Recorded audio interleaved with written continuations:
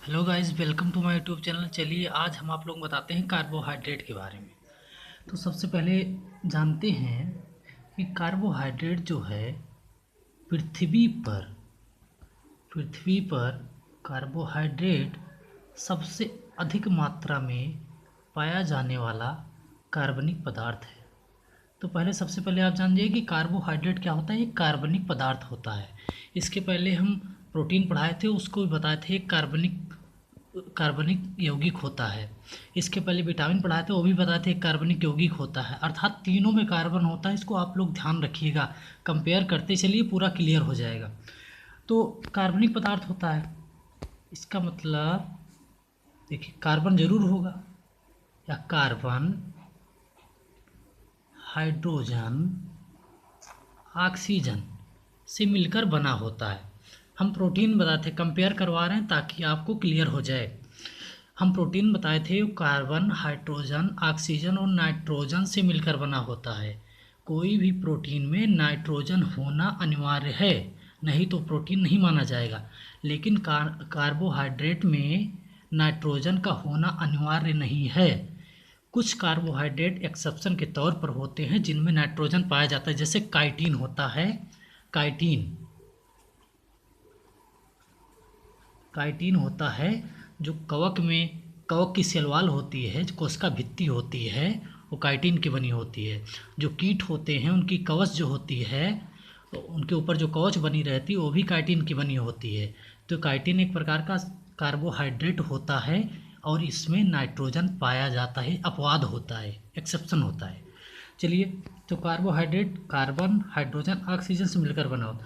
Carbon हम एक लिखे हैं, हाइड्रोजन हम दो लिखे हैं, ऑक्सीजन भी एक लिखे हैं। इसका मतलब क्या? क्योंकि कार्बन का एक परमाणु, हाइड्रोजन का दो परमाणु, दो एटम, ऑक्सीजन का एक एटम मिल करके कार्बोहाइड्रेट का निर्माण करते हैं।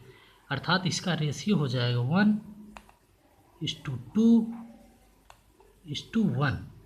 एग्जाम में बहुत पूछता है कि कार्बोहाइड्रेट का रेशियो क्या होता है, तो इसका रेशियो होता है 1:2:1, 1:2:1।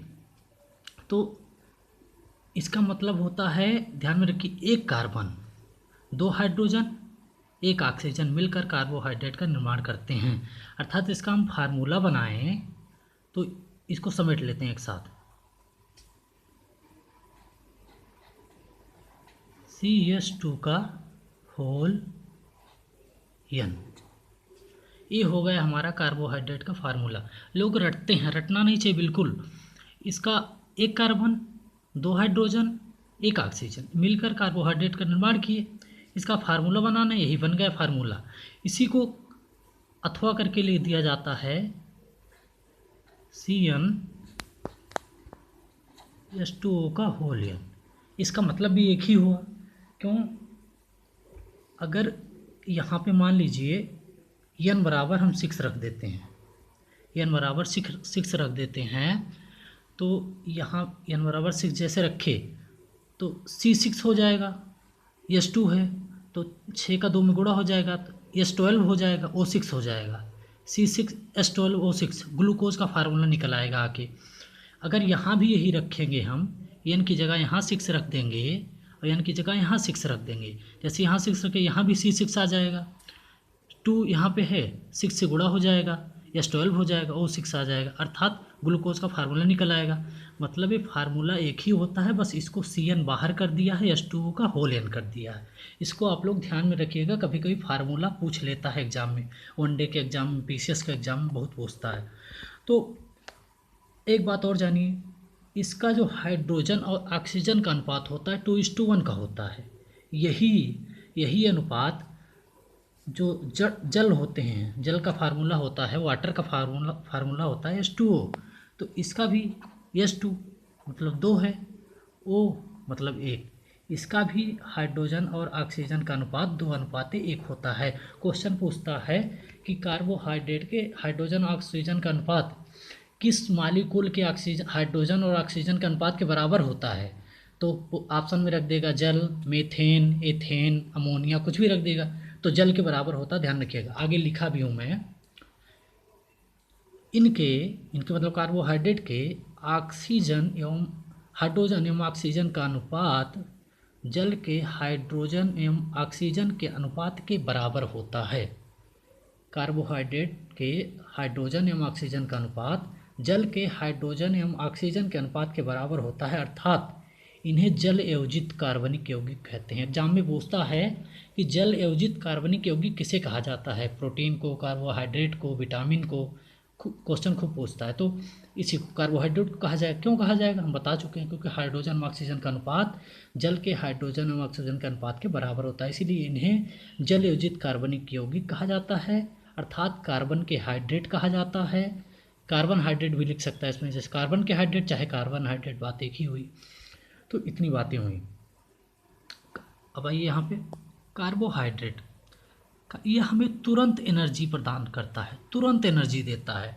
तो क्वेश्चन एग्जाम में ये पूछ सकता है कि इनमें से कौन हमें सबसे पहले एनर्जी देता है, तुरंत एनर्जी देता है, इंस्टेंट एनर्जी देता है। तो कार्बोहाइड्रेट ऑप्शन दे दे, मान लो फैट है, वसा, कार्बोहाइड्रेट है, प्रोटीन है, विटामिन है। तो विटामिन तो एनर्जी देता ही नहीं, उसको ऑप्शन से निकाल दो। तो कार्बोहाइड्रेट हमें सबसे पहले एनर्जी देता है, इसलिए जब कोई अनशन पर बैठता है तो सबसे पहले उसे जूस पिलाया जाता है। तो वही जूस पिलाने से उसको तुरंत कार्बोहाइड्रेट मिलता है, उसे एनर्जी मिलती है, इसीलिए जूस पिलाया जाता है, यही रीज़न होता है उसका। चलिए आगे देखते हैं। इसे कार्बोहाइड्रेट को सैकेराइड भी कहा जाता है। सैकेराइड क्यों कहा जाता है, क्योंकि इनके छोटे अणु स्वाद में मीठे होते हैं। आप जानते होंगे कि पहले 10th में पढ़े होंगे बायो, तो क्वेश्चन पूछता था कि रोटी चबाने मीठी क्यों लगती है, क्यों, क्योंकि जो हमारे लार में टाइलिन नामक एंजाइम होता है, वो कार्बोहाइड्रेट को माल्टोज में तोड़ देता है, और माल्टोज एक शर्करा होती है, इसीलिए रोटी चबाने पर मीठी लगती है। यहाँ लिखा हूँ इनके छोटे अणु, छोटे अणु मतलब जैसे कार्बोहाइड्रेट टूटा माल्टोज, तो छोटे अणु में चले गए, तो छोटे अणु स्वाद में मीठे होते हैं। चलिए आगे देखते हैं। कार्बोहाइड्रेट शरीर के 50 से 75% ऊर्जा की पूर्ति कार्बोहाइड्रेट के द्वारा ही की जाती है। मतलब हमारे शरीर को जो ऊर्जा की आवश्यकता होती है, उनमें से 50 से 75% कार्बोहाइड्रेट के द्वारा ही पूरी कर दी जाती है, ध्यान में रखिएगा आप लोग। अब कार्बोहाइड्रेट बनता कहाँ से, बातें आती कार्बोहाइड्रेट बनता कहाँ से।